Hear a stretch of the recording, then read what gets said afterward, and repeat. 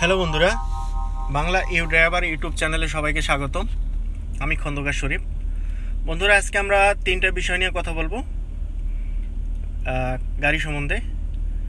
এটা একটা হাইব্রিড গাড়ি, আমি আগেও বলেছি। তো যাই হোক, আমরা তিনটে বিষয় নিয়ে কথা বলবো। প্রথমে হচ্ছে মিটার, এই যে মিটারটা দেখতে পাচ্ছেন। তো তারপরে আমরা কথা বলবো পাওয়ার সুইচ, এবং তারপরে আমরা কথা বলবো রিমোট নিয়ে। তো চলুন আমরা প্রথমে আমরা শুরু করি মিটারটা নিয়ে। তো এই যে দেখতে পাচ্ছেন মিটারটা, লেখা আছে চার্জ, ইকো, পাওয়ার। তো চলুন আমরা এই মিটারটা সম্বন্ধে জানি। প্রথমে পাওয়ার, এবং এই যে এখানে যদি থাকে এবং এই ইকোতে যদি থাকে, ইকোর একটু উপরে, এবং এই জায়গায় যদি থাকে মিটার পয়েন্টটা, এখানে যদি থাকে মিটার পয়েন্টটা, তাহলে চার্জ হয়।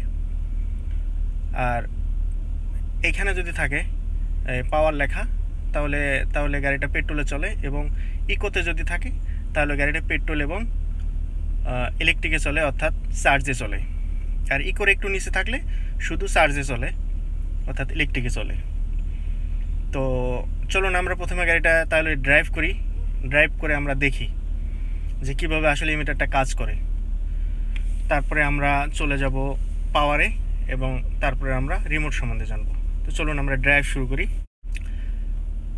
এই যে দেখতে পাচ্ছেন, এই যে আমি স্টার্ট করলাম ড্রাইভ, 91, 92, 93 স্পিডে চলতেছে। তো এখন পাওয়ারে যাচ্ছে, এই যে পাওয়ার থেকে ইকোতে চলে আসছে। এখন ইকো থেকে আবার পাওয়ারে চলে গেল।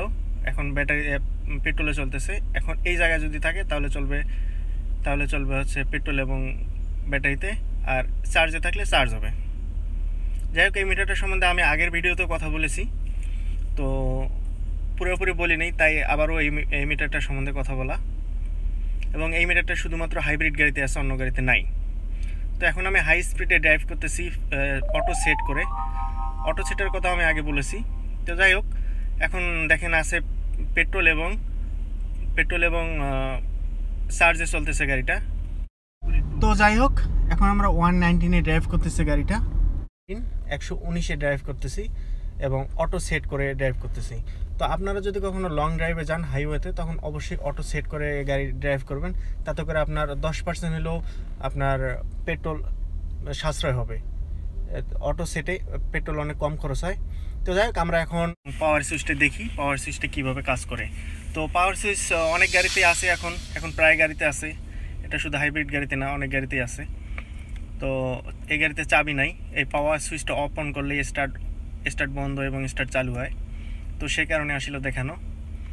এই যে পাওয়ার সুইচটা দেখতে পাচ্ছেন, আমরা যদি একবার পুশ করি স্টার্ট হবে, আরেকবার পুশ করলে স্টার্ট বন্ধ হবে। সো ভুলেও কখনো কেউ রানিং গাড়ি এটা স্টপ করবেন না, কারণ রানিং গাড়ি স্টপ করলে আপনাকে পুরো গাড়িটা দাঁড় করাতে হবে, তারপরে স্টার্ট হবে আবার। সো ড্রাইভ করার সময় কখনোই এটা স্টপ করবেন না। এই যে দেখতে পাচ্ছেন, এখন গাড়িটা ইঞ্জিন বন্ধ আছে। এখন আমি চালু করি ইঞ্জিনটা, দেখেন। তো চালু করার আগে অবশ্যই আপনাকে ব্রেকে পা দিতে হবে, নাহলে স্টার্ট হবে না গাড়িটা। ব্রেকে পা দিয়ে পাওয়ার সুইচে পুশ করলে স্টার্ট হয়ে যাবে। এই আমি ব্রেকে পা দিলাম, এবং এই পাওয়ার সুইচে আমি পুশ করবো, এখন স্টার্ট হয়ে যাবে। এই পাওয়ার সুইচে পুশ করলাম, এই যে স্টার্ট হয়ে গেছে। তো স্টার্ট করার সময় কোনো সাউন্ড হবে না এই গাড়িতে। হাইব্রিড গাড়িতে কোনো সাউন্ড হয় না স্টার্ট করার সময়, এটা ব্যাটারিতে স্টার্ট হয়, যার কারণে এখন গাড়িটা স্টার্টে আছে। তো এখন আমরা পাওয়ার সুইচটা জানলাম। তো তারপরে আমরা এখন চলে যাব রিমোটে। এখন আমরা রিমোটের ব্যাপারটা জানবো। তো রিমোটও অনেক গাড়িতে আছে, এখন প্রায় গাড়িতে রিমোট আছে। তো তারপরেও রিমোটটা সম্বন্ধে একটু টুকিটাকি জানা আর কি। তো চলুন আমরা রিমোটটা সম্বন্ধে টুকিটাকি জানি, এবং এই রিমোটের মধ্যে যে অপশানগুলো আছে সেগুলো দেখি। এখানে আছে রিমোটে আছে লক, আনলক, হোল্ড, এই তিনটা অপশানে আছে, এবং সাউন্ড অফ অন।